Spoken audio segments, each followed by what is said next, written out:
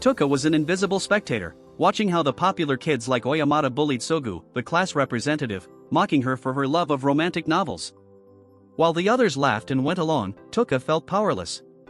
In his mind, he imagined being the hero who would step in to stop Oyamata, but in reality, he could only speak in a whisper.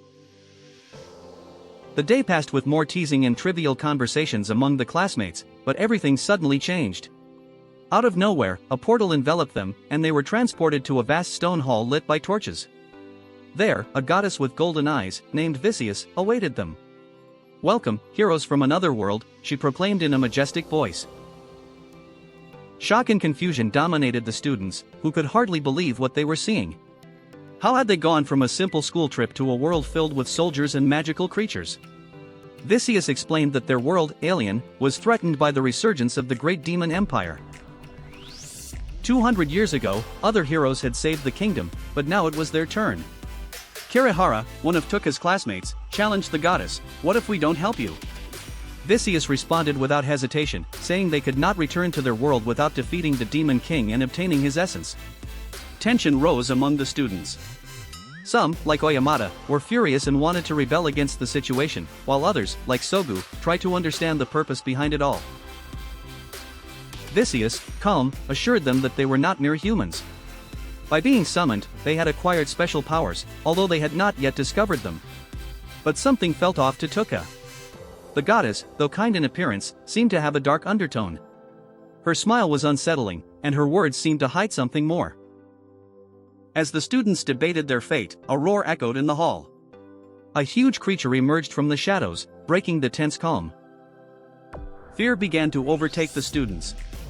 They were not prepared to face monsters. With her magic power, Vicius defeated the monster without difficulty. The students were captivated by this new reality. The goddess Vicius began an evaluation process to discover each student's special talents. To everyone's surprise, some students like Kirihara and Sogu turned out to be Class S, the most powerful heroes with extraordinary abilities. Others, like Oyamata, were placed in Class A, still strong but less exceptional than the Class S heroes. However, when it was Touka Momori's turn, everything seemed to go wrong. The light that evaluated him was weak, and the goddess completely ignored him. Inside, Touka felt confirmation of what he had always believed: even in this new world, he was still a nobody. In the end, he was assigned to Class E, the lowest of all, which provoked mocking from Oyamata and other classmates, who didn't miss the chance to remind him of his insignificance. Despite this, Touka discovered that he had a unique ability: inflict altered states, allowing him to cause effects like paralysis, sleep, and poison to his enemies. Although not as impressive as his classmates' abilities. As Touka tried to process the revelation of his low class and his seemingly limited usefulness, Vicius called him aside to perform a crucial ritual. The goddess seemed to have special plans for him, though her words did not bode well.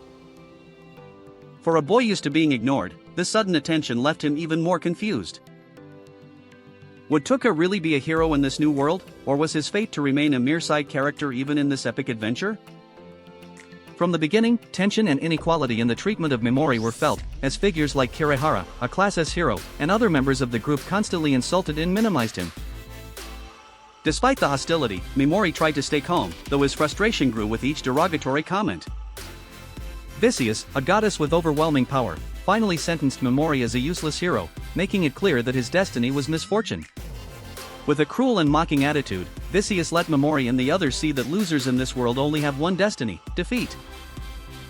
It was revealed that each hero receives a unique object upon being summoned to this world, and Momori obtained a sad leather pouch, an apparently insignificant item that reinforced the idea that he was a worthless hero. As the others abandoned him and prepared to discard him, Momori faced an internal conflict. Yasu, his friend from high school, had also betrayed him, siding with the goddess. He began to accept the truth of his situation, but something inside him refused to completely give up. In that moment of despair, he decided to rebel and challenge the goddess, casting his spell Paralyze, a move that surprisingly seemed to fail. But his battle was not over. Frustration overwhelmed him, but soon he realized that what he felt was not fear, but deep anger and frustration at his situation. The class president tried to help but was easily knocked out. Momori was sent to a dungeon, where he would likely die. In the darkness, a minotaur attacked him fiercely. With his magic powers depleted and few options, Mimori used what little power he had left to try to survive, casting poison and paralysis spells. As he progressed, Mimori realized that his magic, though weak and limited, had the ability to work in the most critical situations. He began to question whether his ability, though underestimated, could be the key to his survival. Faced with the Minotaur's hostility and the constant threat of death, Mimori began to understand that his greatest power was not in magical abilities but in his will to survive at all costs. With each attack, his desperation grew, but so did his determination. Instead of waiting for someone to save him, he accepted that he was alone in this cruel world. He no longer saw himself as a hero but as someone willing to kill to survive.